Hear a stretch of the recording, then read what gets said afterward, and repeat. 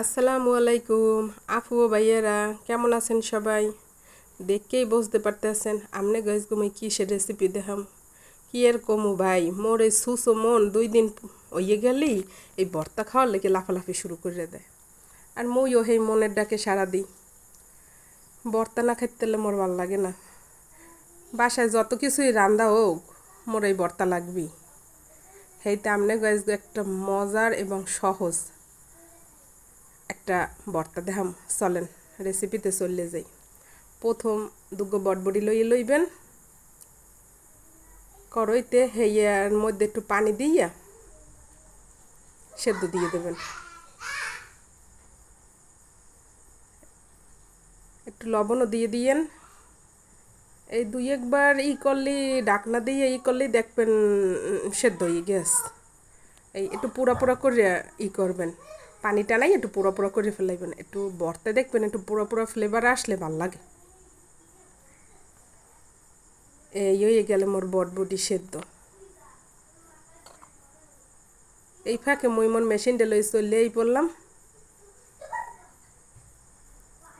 লইলাম বড় সাইজের একটা পেঁয়াজ, একটা রসুন আর কয়েকটা টালা মরিচ।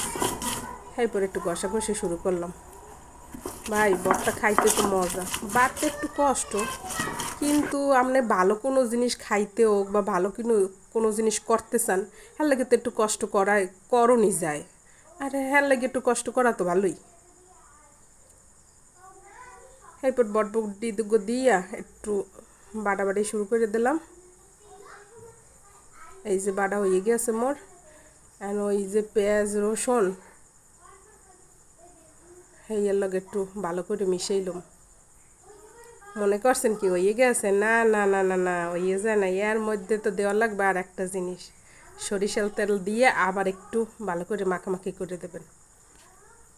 নুন দেখবেন নুনটা ঠিকঠাক মতো হয়েছে কি না।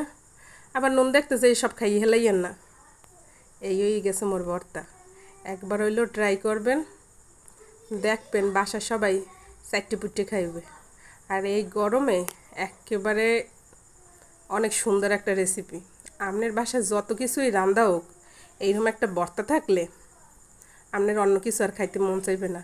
আসসালামু আলাইকুম, টাটা, বাই বাই।